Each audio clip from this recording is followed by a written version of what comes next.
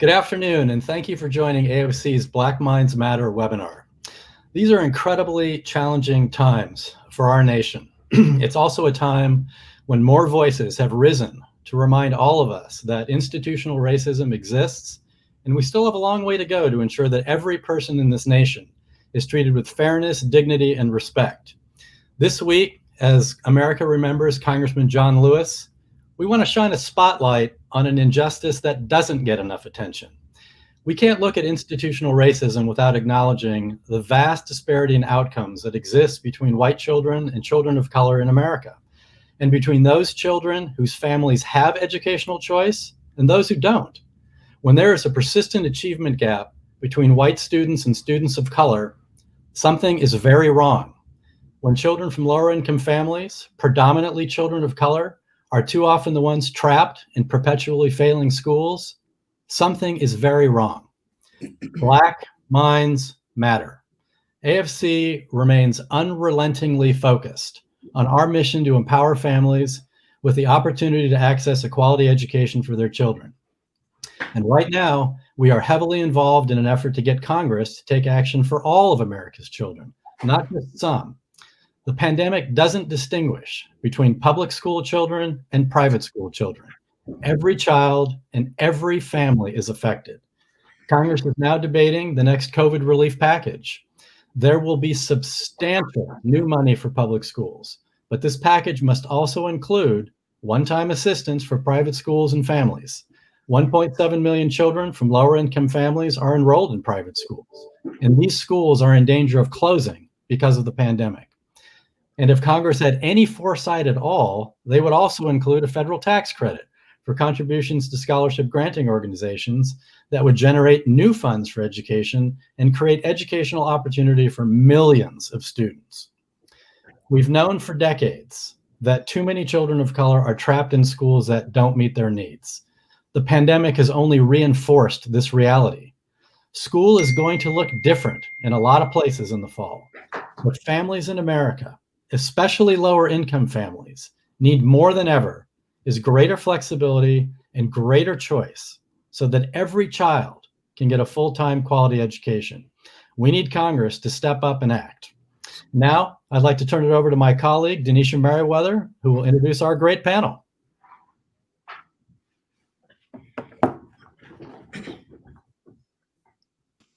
Thank you so much, John. And I am very excited to bring you guys this episode of Black Minds Matter with a dynamic panel.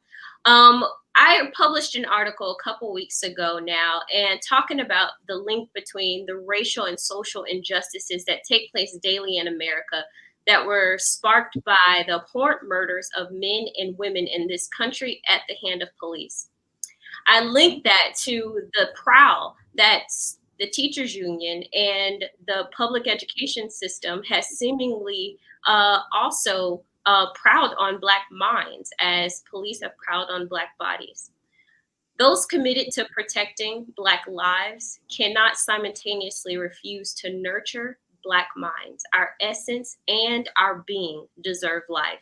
Our Black minds matter.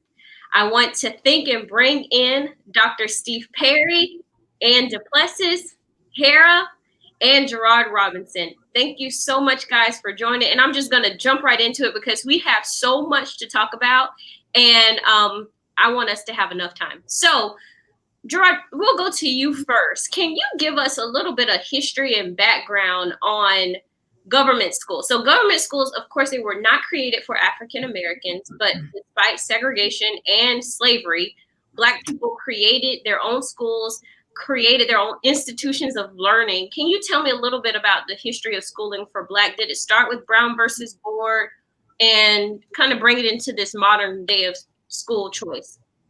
Denisha, first of all, thanks for inviting me to the show. I want to say hello to John and the AFC family. Been involved with the organization in different ways for 15 years, and glad they remain an important voice. So, no, Black education did not start with Brown v. Board of Education and the decision in 54 and 55, although it definitely opened up the door for more Black people to have access to an integrated education. You really have to go back to post-Civil War period.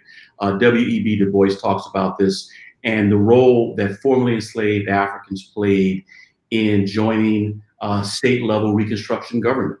And many of them believed that education was synonymous to liberation. And so they helped introduce and get signed into law what today we would call the first universal free public education, open to all, independent of race. And so that's post Civil War. But you can go back really to the 1700s when archaeologists were doing excavation work on the plantations of George Washington and Thomas Jefferson. Guess what they found? Today, what we would call tablets, and they would call pencils. And so the quest for Black education, however it's going to be administered, is older than the Constitution, the Bill of Rights, and Declaration of Independence. In 2020, when we're talking about Black Minds Matter, it's really a centuries-old quest to show the link between education and liberation. And at no point did Black people not play a role in trying to make it happen. Mm-hmm. That's great. And so also I want to make a plug for Gerard. We did another episode of Black Minds Matter, doing a deep dive into the history of schooling in America of Black people. And that video will be released next week. And so please do look out for that in the detailed history of schooling in America for Blacks. And so, Dr. Perry, Nick, I'll go next to you because you have a school, and from the history timeline that Gerard just gave us, there's been a lot of slow academic growth, insensitivity, low expectations, exposure rates, everything that seemingly not changed through the years. Why can Black children have the same quality of education as their white peers? Is that too high of a goal? Is that something that's achievable? Well, 5 schools, but who's counting? The reason why we are where we are is because the American subconsciousness is rooted in white supremacy. We can hear people explain why children who are Black are not performing well in school. And on some level, even many African Americans can blame parents and poverty and resources and all these other things. The point is, we give people too many excuses to fail our children. I'll take it one step further. If only 6% of the children that we accept into our school in Harlem can read on grade level, how far have we come from Reconstruction? When only 6% can read on grade level. In these schools that employ people to live in the middle, and in some cases upper middle class, to live in the suburbs, to send their children to good schools, then how far have we come? The reason we are where we are is because too many people in positions of authority are convinced that Black minds don't matter. They're convinced that as a community, we don't even want an education. People will say that. When we opened our first school in Hartford, I was in a group of people and I was telling them we're about to open a school in the hood and we're going to send 100% of our kids to 4-year colleges. And I was in a beauty salon, not to fix my hair, but because I was there to drop something off at my wife, because as you know, when a Black woman goes to the beauty salon, she goes in on Friday night and somewhere around Sunday, you might see her again. So I had to go drop something off to, just to see if she was still alive. And when I was there, I was talking about our school. And when I did that, people of color were saying to me, these kids don't even want to go to school. And I'm like, but you're Black. And you're saying this. So what do you think white people are going to say? Even in our own community, many of us believe that we don't want an education. The issue is not that we don't want it. It's that what we're being handed day after day isn't an education. One of the reasons why kids don't want to read is because what they see in books is not themselves.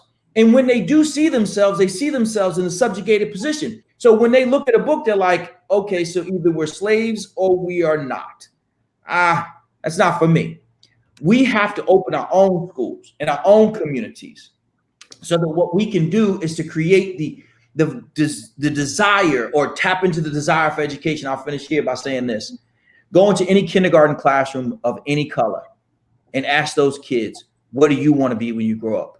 And watch and see with their cherub hands shoot into the air and say they want to be all these amazing things. Check on those kids in a failed school system just a year or two later, or 3. Because in America, we know that just 18% of all kindergartners are Black, and 48% of those children who are suspended out of school are Black. Our school system has not just failed us, but has set us adrift for failure. Yeah. And I even think about gifted and talented. You say, oh, well, this is going to be a break to give Black students who are. That just means white and middle class. Gifted and talented is something that we are. One of the reasons why we started our first school is because I was going to visit other schools. I was doing work as a social worker in other schools, and I could tell the level of classes by the color of the kids. Right. The higher the level, the whiter the class, the lower the level, the darker the children. Still the case in that same school. I want to agree with you, Dr. Perry, because even me, when I was in kindergarten and I was in elementary school, and I would be in a class full of, I was like one of the 2 Black students in the class, and I wanted to be a doctor. I wanted to be a neurosurgeon because I used to watch Gifted Hands, and I wanted to do so bad. And then when I got like into 1st and 2nd grade, I started to say, you know, I'm not really smart enough, and I don't think that I could do that, because only people I really see being a doctor or this in movies or even in books that I read are people that don't look like me. So am I really going to be able to get into this field? Like, do I have the mind to do these things? And it wasn't until I got to the school that I was in and I started meeting lawyers and doctors that looked like me, and I actually saw that these people were real, and it wasn't just people that didn't look like me, that, you know, the stereotype of who the doctors look like and who the lawyers and judges look like. So that actually gave me, you know, the drive to want to, you know, be, well, I didn't choose neurosurgery, as you can see, but I still found a field that I love and that I'm pushing for. The work you're doing is bigger than brain surgery. You're creating the people who will create brain surgeons. Yes.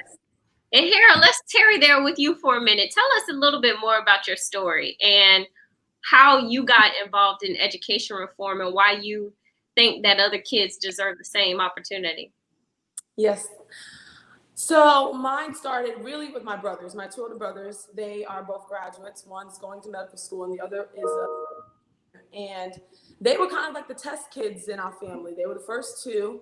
And my parents didn't know, you know, how they were going to afford to put all of us to school, because there is a lot of us.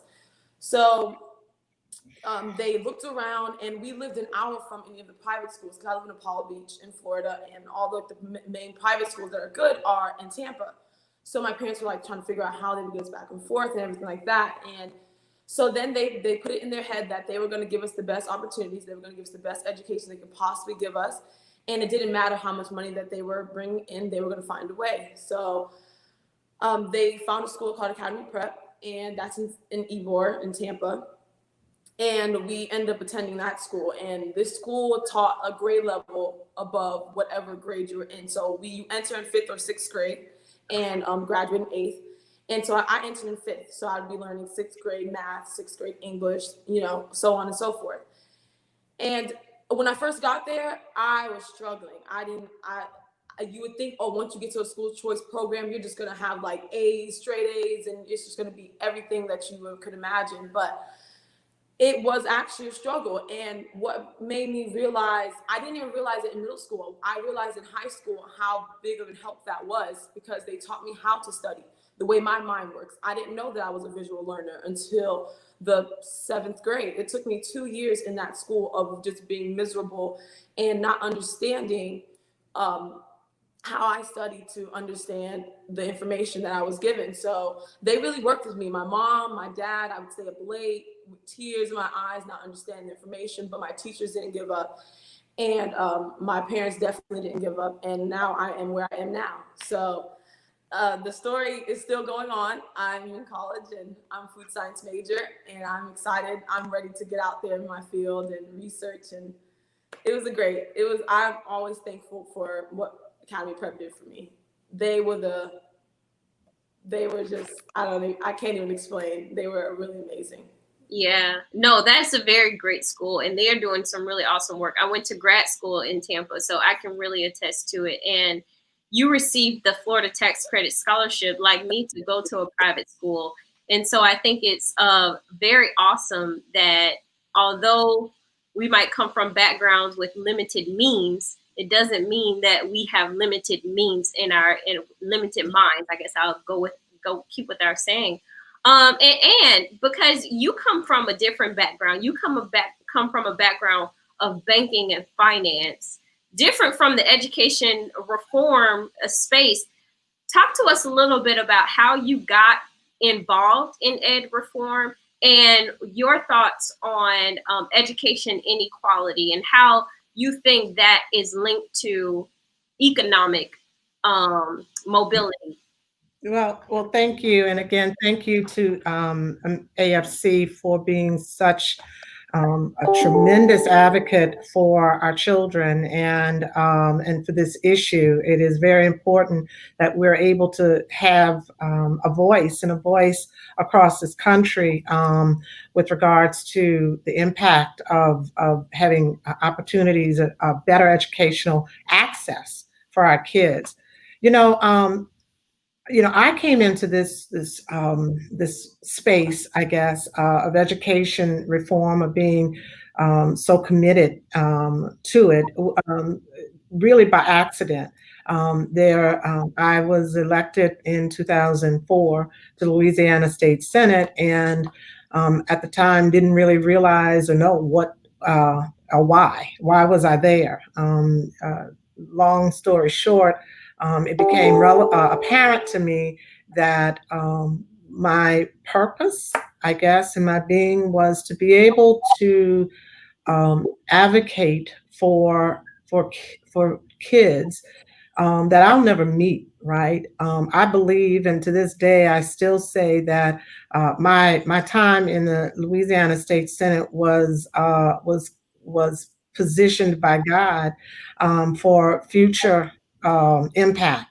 And so I have 3 daughters. I have 4 granddaughters, and I've been blessed, and they have been blessed that we have not had to struggle with the how and why and when and where can I send my daughters or my grandkids, that they have had opportunities. And so I find that this is not something that I like to do. This is something that I am called to do. Now, as a banker, as a businesswoman, I have to hire talent, right?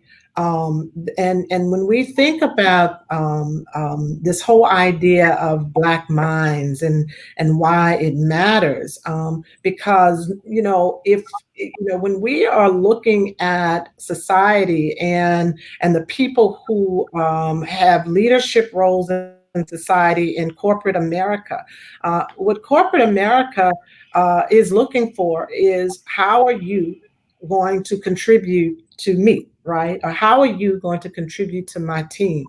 And that contribution is very much so a component of opportunity to show that you can contribute. So I think that this whole discussion right now about Black Lives Matter, but more importantly, the contribution that me or I can give to you, to this country, to your company, that will create value, right? The contribution that I can give is also relevant and very important. And shame on me in corporate America if I don't understand that. And so we really do have to get to a point where the decision makers and the leaders in corporate America understand and believe.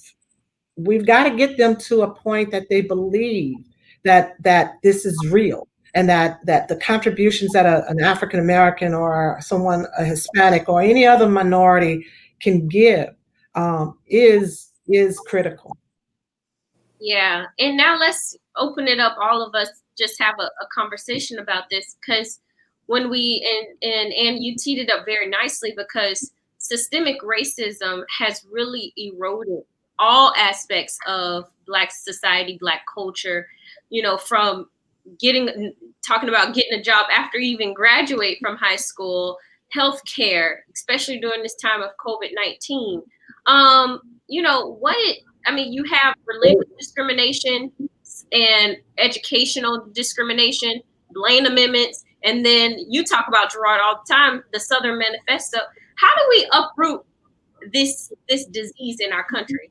There is no more systemic racist system than the American public education system. By its very design, it is rooted in the notion that you can only go to school where you live, which we know was established through a number of covenants and redlining and other practices that made it virtually impossible for Black people in particular to live any differently than many Native Americans who live on a reservation. We were actually put into government-sponsored neighborhoods where we could not get out.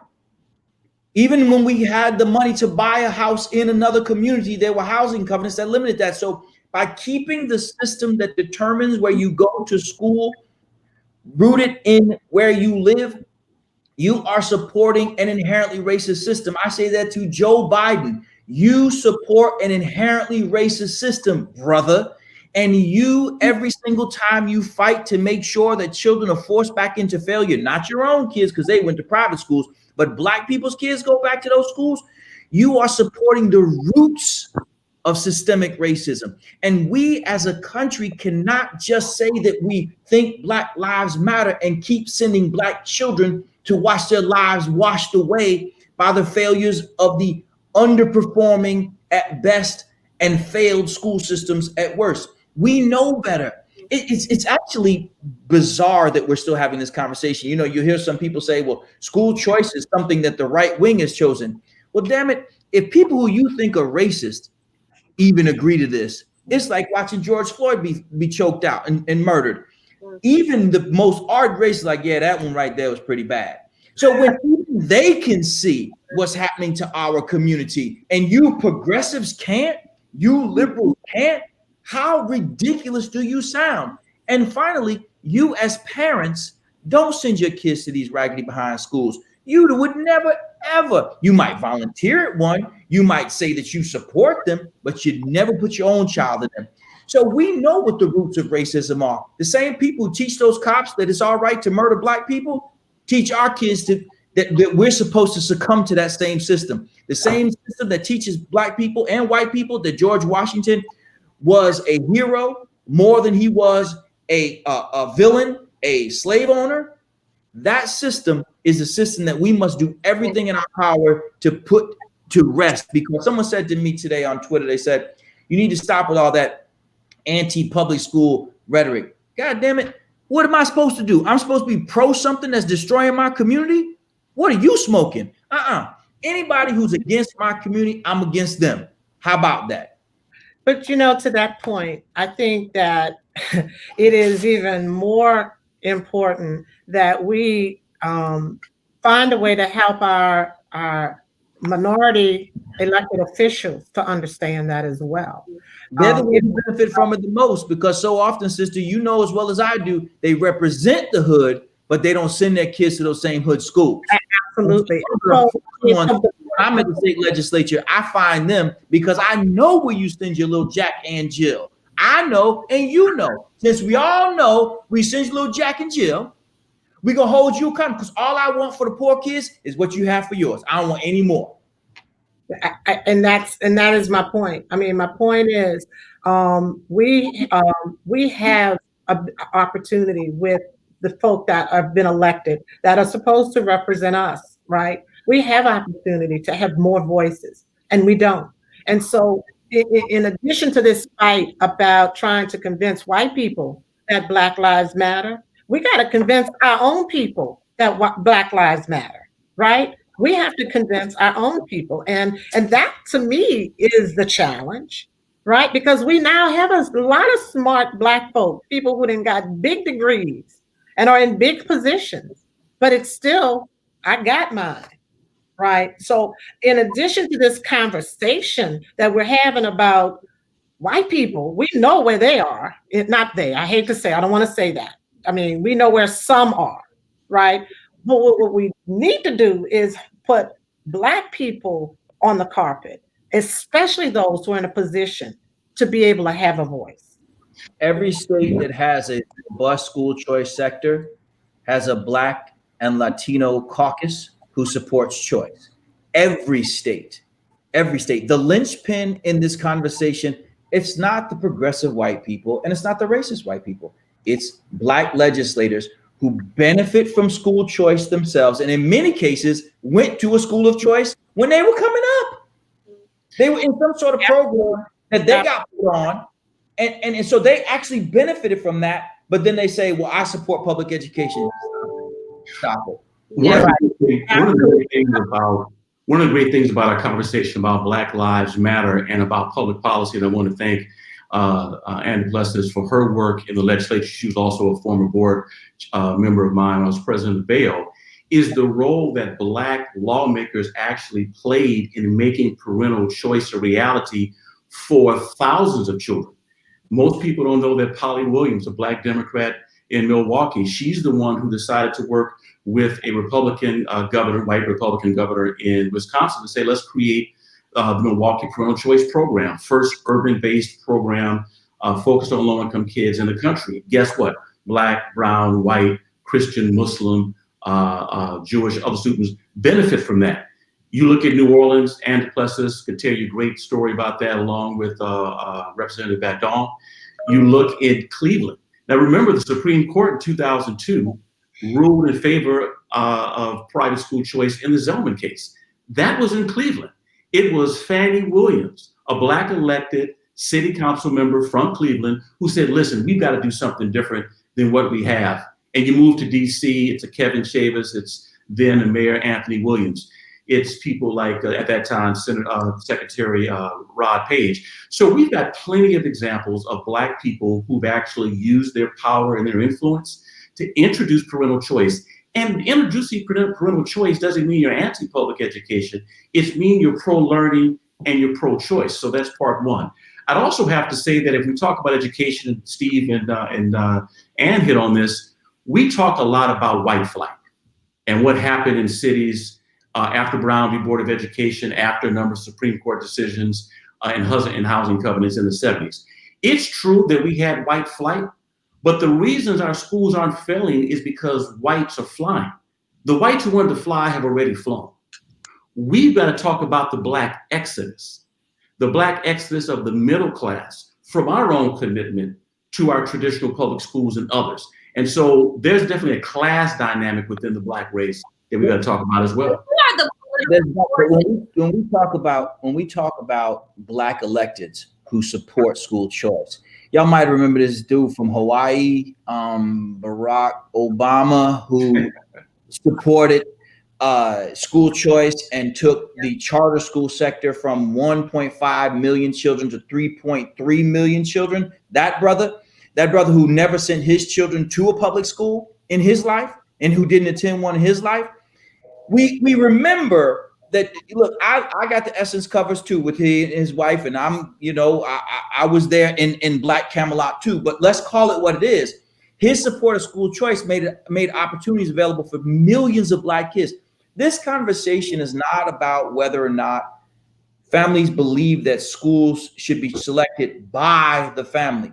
This is because the teachers union, the overwhelmingly white female teachers union, is seeing our self-determination as an existential threat to their existence. Let's go right to the numbers. There are 3.2 million children currently in charter schools, just charter schools in the United States of America. That's about 160,000 teachers just teaching in mainly non-union classrooms. That means that the teachers union is not getting the extortion that they typically get from teachers' checks. So what that means is they're losing $240 million a year in receipts. That's all it is. Yeah. Steve, can you tarry there and talk about the difference between the teachers' unions and teachers? Because I can't believe how many teachers that I come in contact with who are offended when you talk about school choice, But this is two different conversations. Yeah, the quality of teachers needs to be addressed, but that in the teachers union, can you just talk to us a little bit what the difference is? Well, let me say this, because I know that polling tells us that we're not supposed to talk about the teachers union. I don't care.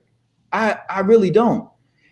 This is the deal. As long as you as a teacher are silent about the behavior of your union, then you're complicit in the destruction of our Black community. And I don't care what color you are. And when you don't hold the people in your union who take hundreds of dollars out of your check per month, when you don't say to them, hey, man, you know what, we really don't have a problem with families choosing the best school for them. When you don't do that, you're complicit. So I'm holding you accountable too. You want to be separated from the bad behavior, these mafioso style tactics that they use, then hold them accountable, because I'm gonna hold them accountable. I can only make distinctions when I see distinctions. When I see a distinction, when I see people standing up and saying, I can't justify not teaching children online because I know that hurts them. When I hear people justifying the silence that's occurred during COVID and children just sitting there languishing with nothing to do, I gotta hold all of them accountable until such time as they hold their union bosses who are literally millionaires. Randy Weingarten is a millionaire, like straight up, like a garden variety, like a for real millionaire who lives in a very wealthy community because she can.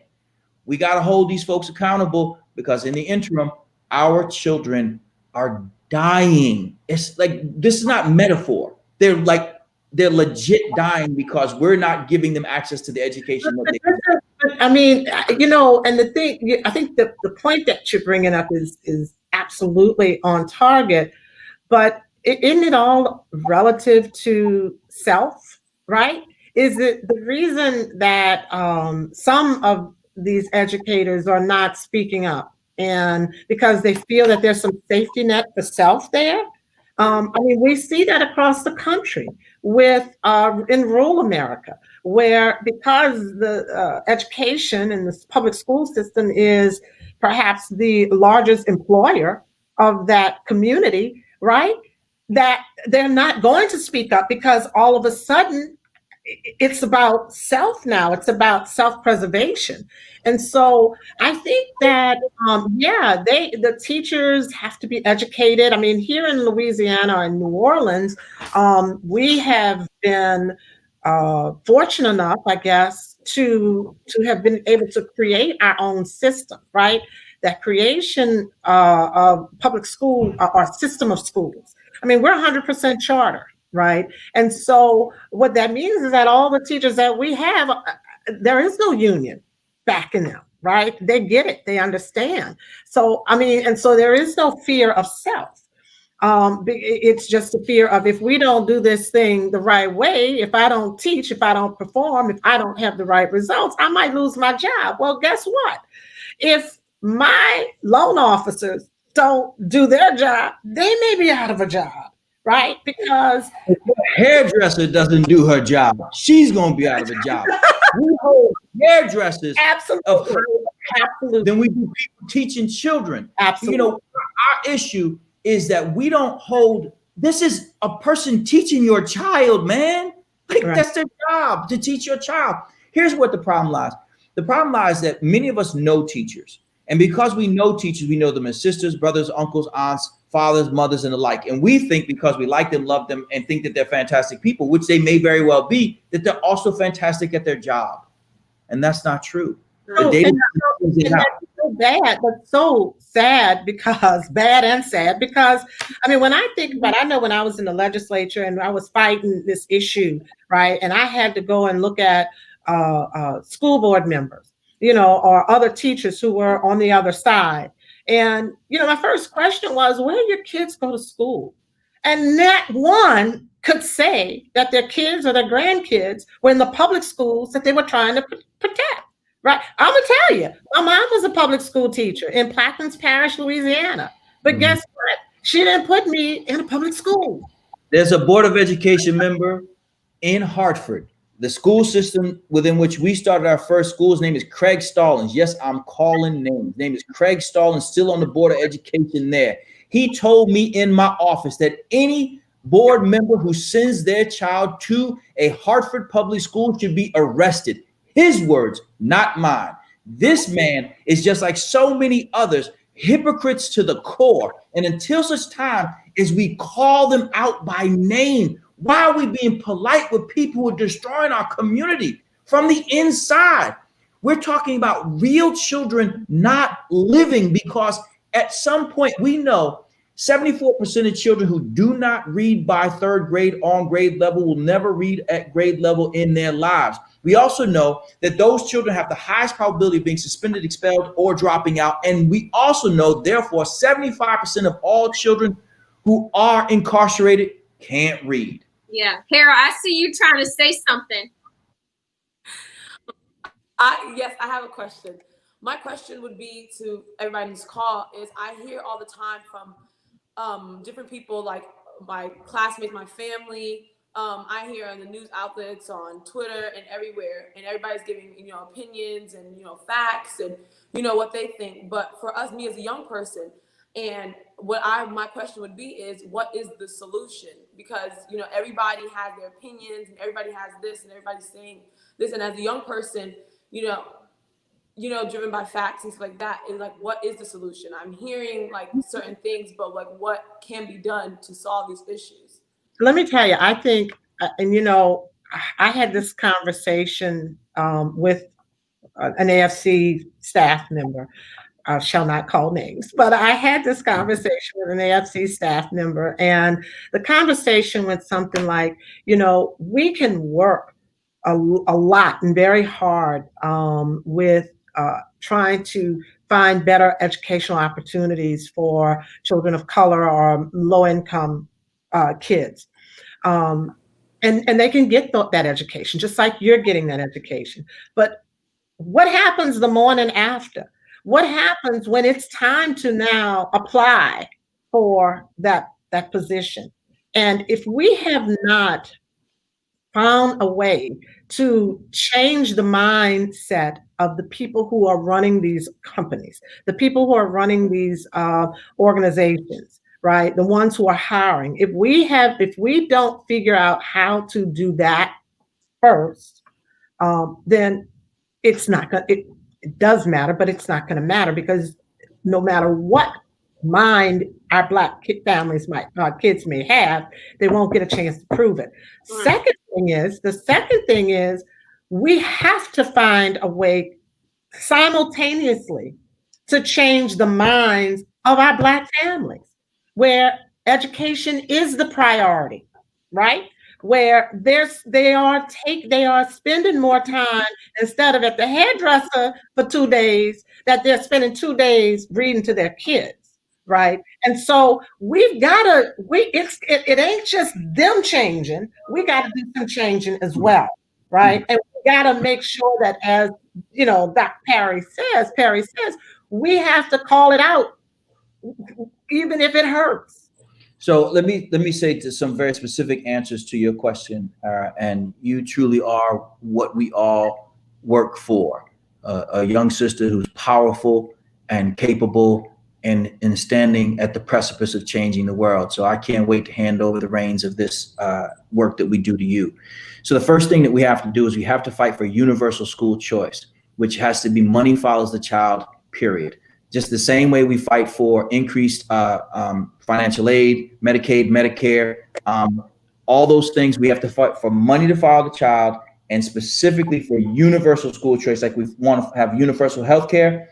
You should not be bound by where you live to health care, to where you go to school and the like. So that's that. The second thing, in order to do that, we have to identify legislators or people who wish to run for office who support that. There can be no equity without creating opportunity for children to learn.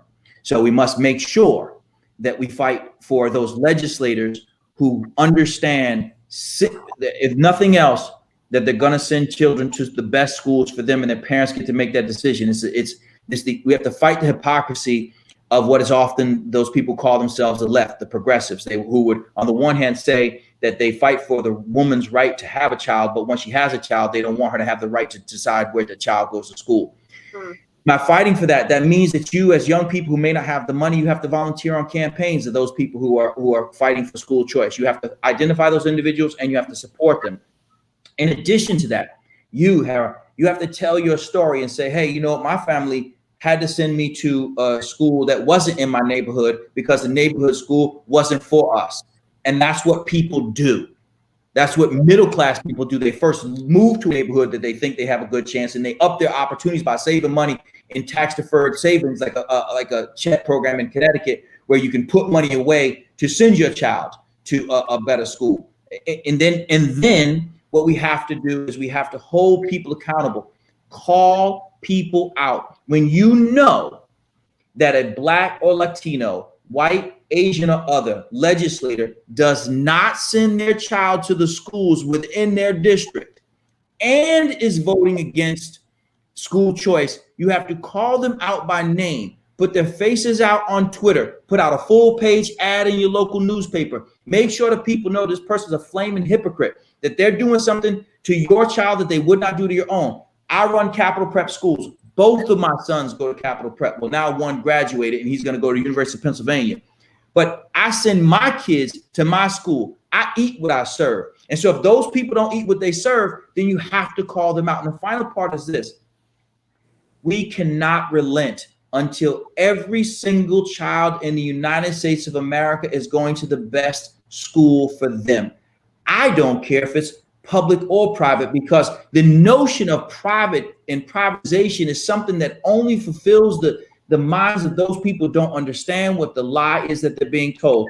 Public education is a method of delivering education. It's not a destination. Therefore, you don't have to go to LSU to go to have a public education. There's so many other schools in Louisiana. Similarly, those people who say that they fight for public education, if the kid got into Yale, they send them there.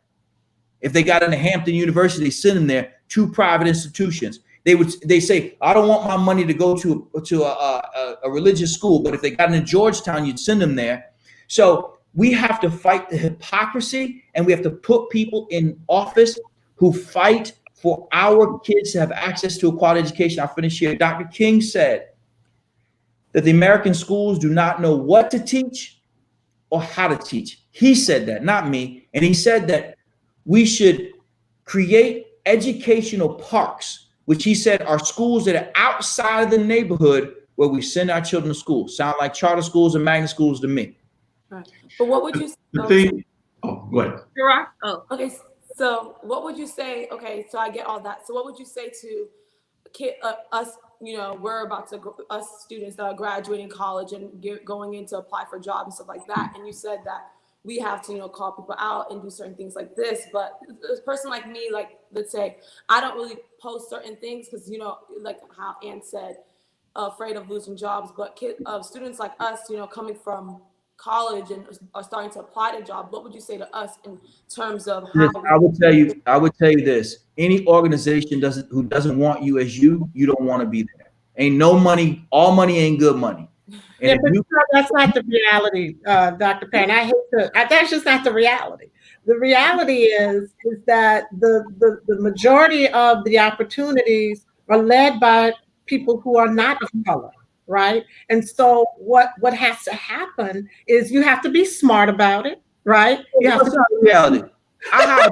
Hold on. What's not a reality? I don't want to get you. I got 200 employees. What ain't a reality? You be all right. He can't come work for you. Why can't you? She has got to be smart with it, right? We've got to be smart.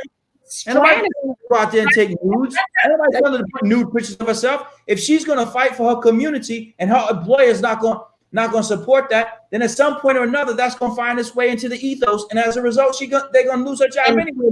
My thought is that unfortunately, the space we are in today with Black Lives Matter and how we are now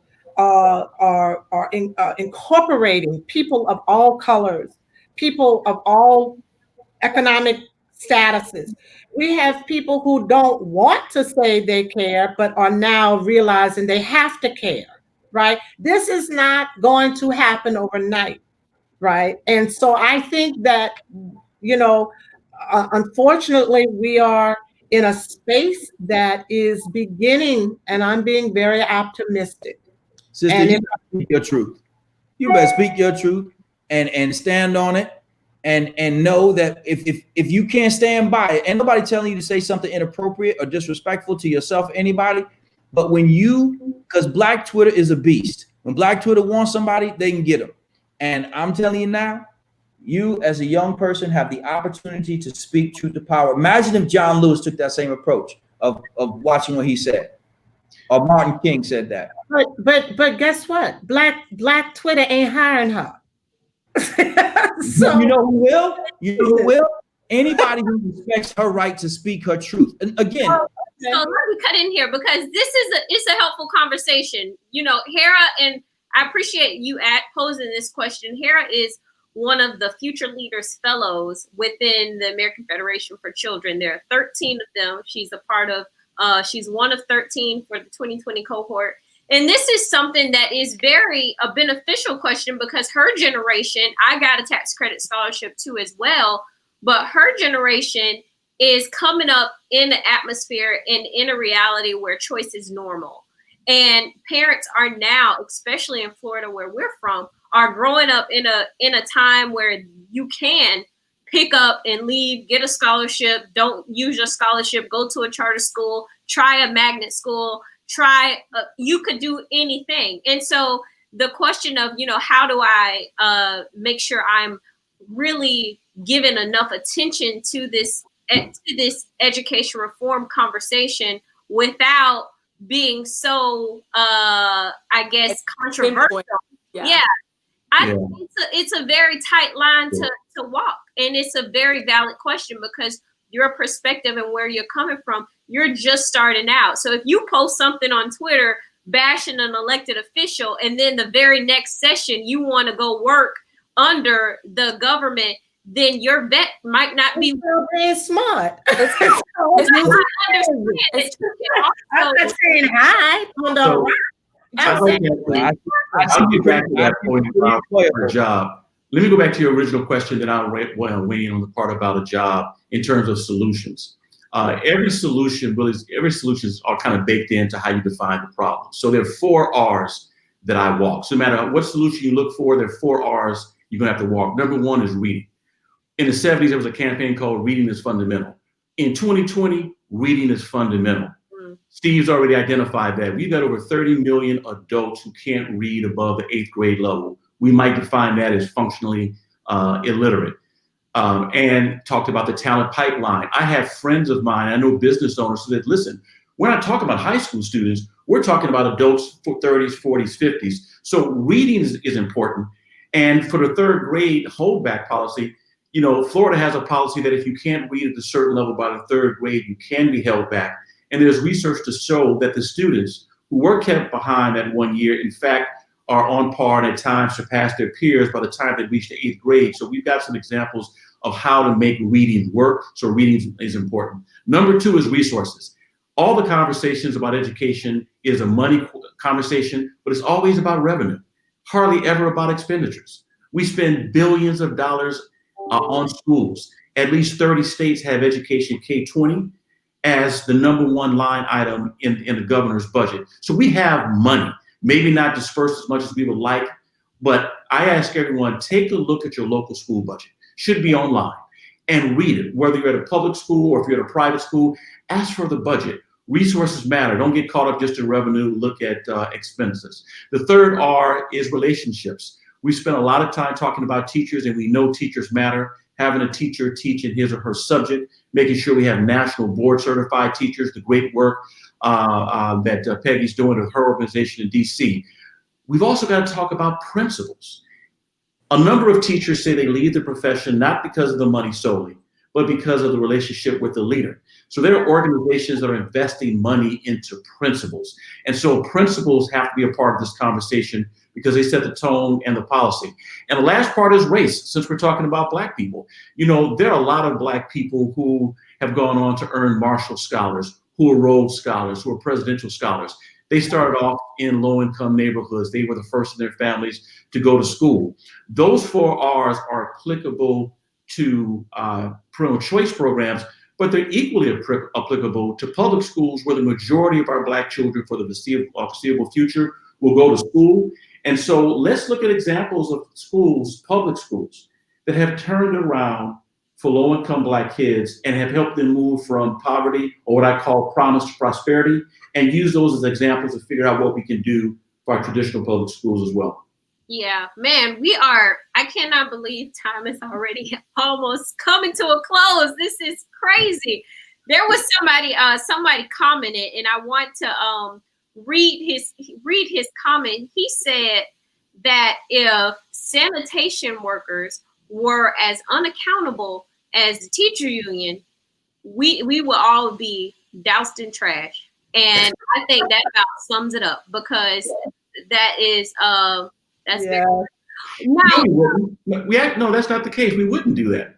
What we would do is we would find a way. We would either pick up our own trash. A group of us would get together and find out a way of how to make sure we take the trash and deliver it elsewhere. We would find a solution. Right now, with millions of children out of school, parents right now are finding ways to fill the gap because they don't have it. I understand the example, but I believe in the entrepreneurial spirit, and particularly with Black people, we make ways out of no ways. No, that brings me to my next question. That's great. I didn't even see that link, but because right now during COVID-19, parents are educating their kids at home. We did a survey, 50% said they would continue homeschooling their kids. Black people said they will continue homeschooling their kids. And I think that's a link between all of the protests and people saying, wait a minute, I can do 10 times better than what I saw happening or what I think my kid is doing. What's you guys' thoughts on there as we continue, as we bring it to a close? I think I'm sorry. I think the whole concept, the ability to choose, right, is important, and the ability to have the financial resources for that choice. But the reality is there are only going to be a select amount of families who can make that choice to homeschool. Most of our families, especially the ones that we are passionate about, are low income. And that means that they have not one, but two, perhaps, jobs, right?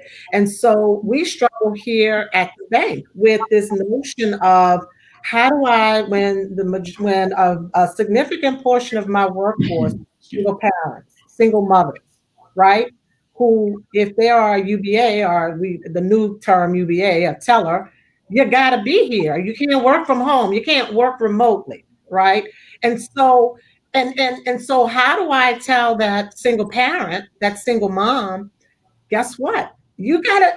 I need you here. So you don't have a choice. Your kid may have a choice, but you don't have a choice. You got to be entrepreneurial. You got to figure it out, right? And that really is the vast majority of the people who don't have financial resources to be able to have a choice. So we separate the race and the class issue, and those two do get linked up together a lot of times. So we're not. Yeah, the homeschooling is not a viable option for as many people as who would like to have it, and that's just the truth. Not just because of there's the financial burden. Without money following the child in a very real sense, there you are punting on a number of, at least one person is not going to work in your house, which is a lot in most people's homes.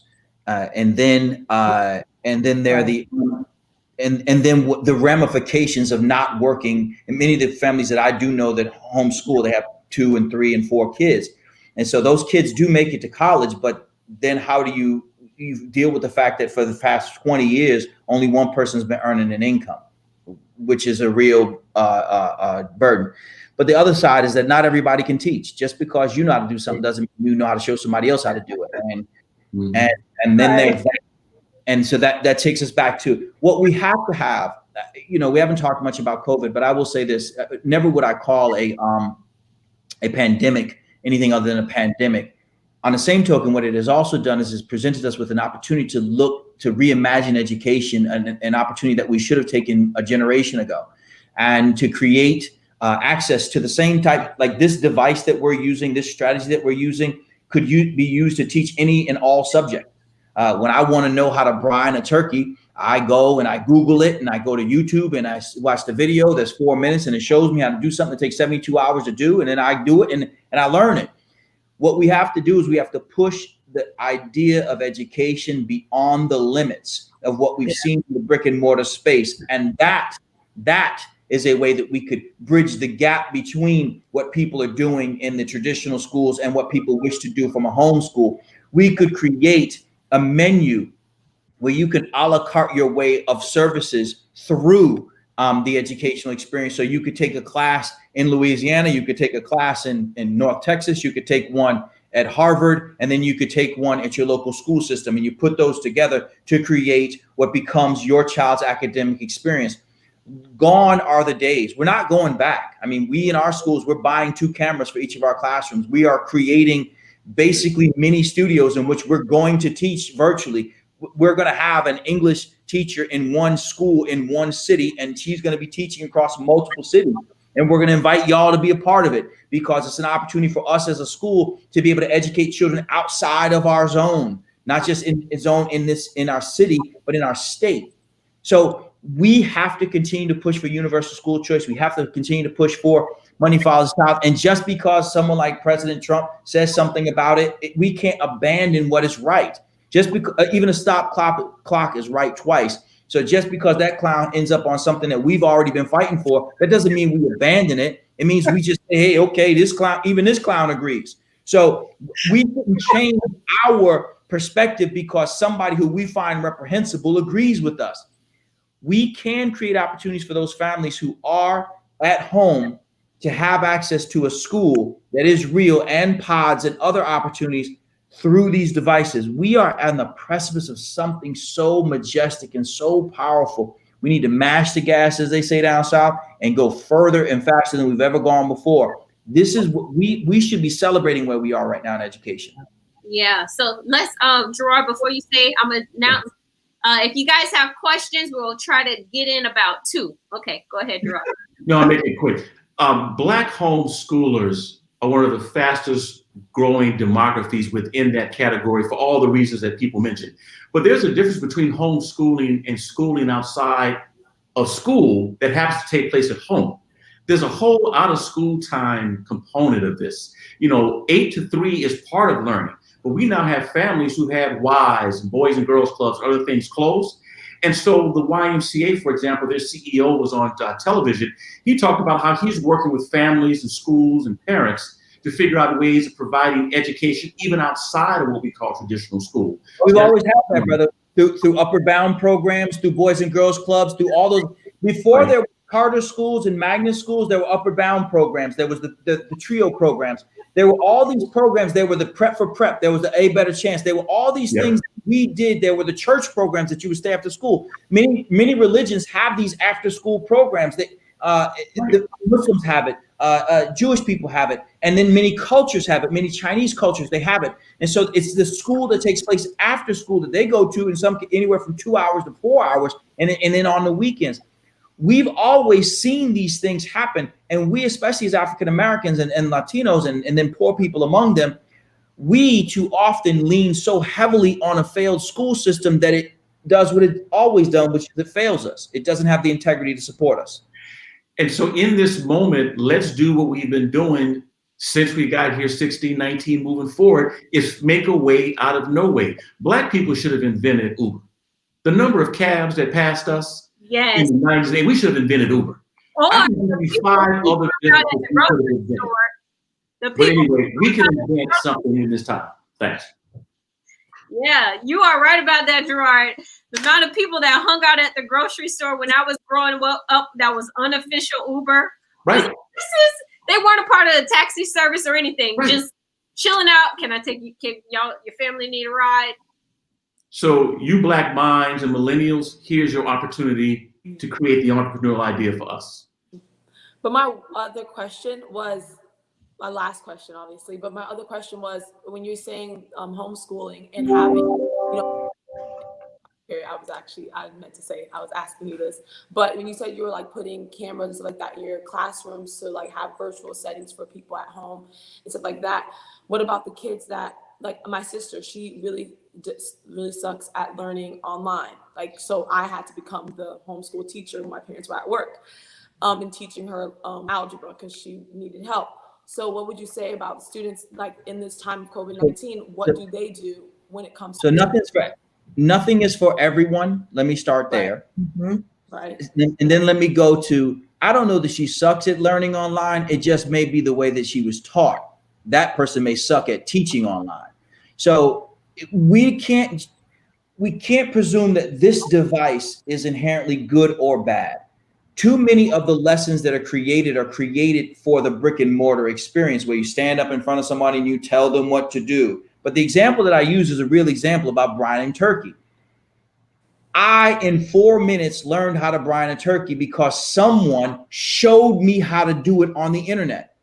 They showed me how to do it. They talked me through it. They did this. And the same thing can happen with every other subject. The reason why the Khan Academy has been so successful for tens of millions of children the world over is because when you get someone who knows how to explain it the right way, meaning what's right for you, then that device is no longer a limit, but in fact an opportunity. So I'm saying to you that no, online is not for everybody, nor is brick and mortar for everybody. And I'll say this really quickly.